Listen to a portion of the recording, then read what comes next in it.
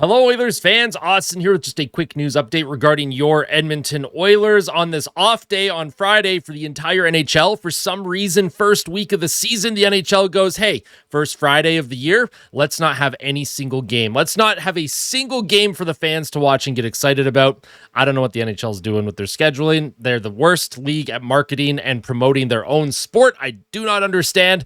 But on this off day, there is a little bit of Oilers news to talk about. So if you end up enjoying, hit the like button. And if you really like it, make sure to subscribe as we continue to provide daily Oilers content here on the YouTubes for the fans, best fans on the planet. Give yourselves a round of applause as always. The growth that we've seen over the past couple of weeks has been incredible. Let's try and keep that momentum going. Now, the main news today is that Jack Roslovic was on the ice. He was wearing top 6 white jersey at practice, which makes me think that he will likely, when he does draw into the lineup, be given a top 6 chance. Whether that's on the wing, whether that's center, he can play center. I think I prefer Jack Roslovic on the wing. I think based on what I went back and watched in terms of his play with Carolina last year, I went and watched a lot of footage just to kind of get an idea of how he plays. Very fast, very straight line, very offensively minded. I think that works better for a winger. I don't think he's very good in terms of his two-way play, so I wouldn't want him playing center. But if you wanted to bump Nuge to the wing and then have him center the second line, I'm not sure. Roslovic and Savoy on the same line, that could be very speedy. But in any case, we will talk about it. We will go over the depth chart. We'll take a look at the lines. And Darnell Nurse, he was not at practice today, but he does sound like he's going to play tomorrow, so we'll also talk about that as well. And let's just jump right into it here. So this is the Oilers depth chart. Now that they've added Jack Roslovic, he will wear number 28, which means Quinn Hudson down in Bakersfield switches to number 23. One of the things that the Oilers organization has done is whatever number you're wearing, whether you're in Bakersfield or the NHL, that's the number you stick with. So Quinn Hudson, he was number 28 down in Bakersfield. But if the team were to ever call him up, he can't be number 28 now because Roslovic took it. So that would make him go to number 23. Now, Roslovic last year, he had to move from number 98, I believe, or 96. I can't remember what it was when Rantanen ended up on the Carolina Hurricanes. But he's going to wear number 28. That is, of course, the former number of Edmonton Oilers legend Connor Brown. Love to see that. So Roslovic's going to wear number 28 this season for the Edmonton Oilers. Now, Jake Wallman, yesterday it was announced that he went on injured reserve, not long-term injured reserve. So they're not saving cap space here the way they normally would with LTIR. He's just on regular injured reserve. That frees up the roster spot to allow Roslovic to be on this team.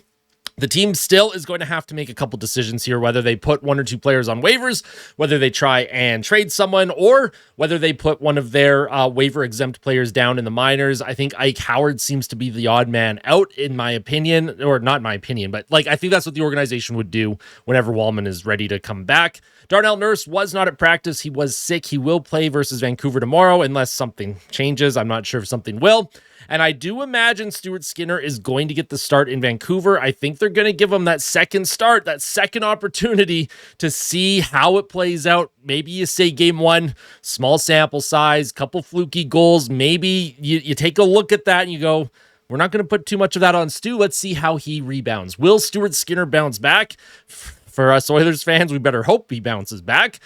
So in terms of the depth chart here, McDavid, Draisaitl, and Trent Frederic on that top line. I really don't like Trent Frederic on the top line. I don't think he fits there at all. I think the play dies on his stick way too much. That is not the role that he was signed and brought in for. I don't know why they're trying to force this. I don't know why Chris Knobloch keeps trying to force this.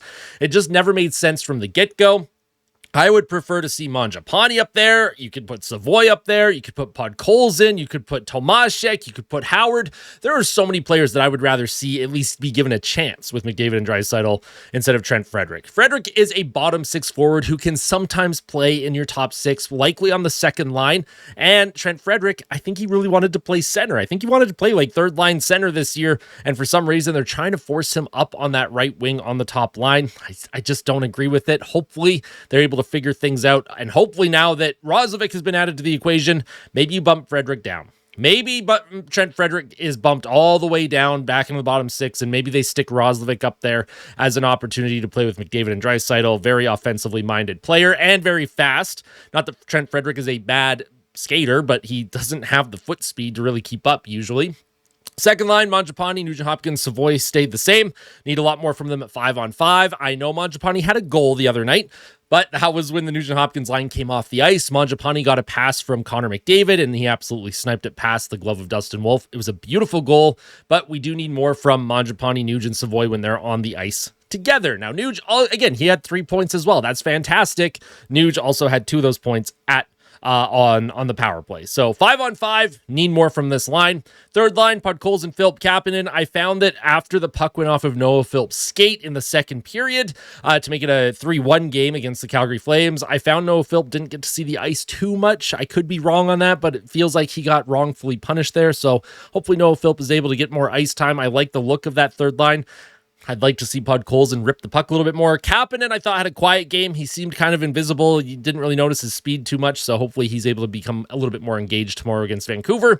And then the fourth line, Howard, Henrique, and Tomashik. I thought they played good. I think Adam Henrique still doesn't fit in this lineup. I think Henrique should be the one coming out, just in terms of skating ability, age, lack of ability to remain on the forecheck. But they have Adam Henrique killing penalties, so I don't know. Man. Lazar and Roslovic are on the outside looking in. Roslovic, like I said, he's not playing against Vancouver. Chris Knobloch wants to get him a couple more practices before he throws him into the lineup. He did pass his physical, so that is all obviously good news. Roslovic was skating. He was working on his game, making sure that he'd be ready to go whenever he did get a contract. On defense, Ekholm with Bouchard, Nurse with Regula, assuming Nurse is healthy. Kulak, Emerson, Troy Stetcher on the outside looking in, and then Stuart Skinner in the crease. Now, I know we were all very hard on Stuart Skinner the other night against the Calgary Flames, but at least he didn't do what Alex Nedeljkovic did on San Jose last night. If you did not see the San Jose Sharks highlights last night, oh my goodness gracious, go watch the highlights. San Jose had a wide open net. The net was pulled for Vegas late in the third. San Jose could not put in the empty net, and then a random flip shot, a little blooper, ended up beating Nedeljkovic to tie the game. And then in overtime, I need to show everyone this. I'm just going to let this play out before I say anything. This is hysterical to me. This has nothing to do with the Oilers.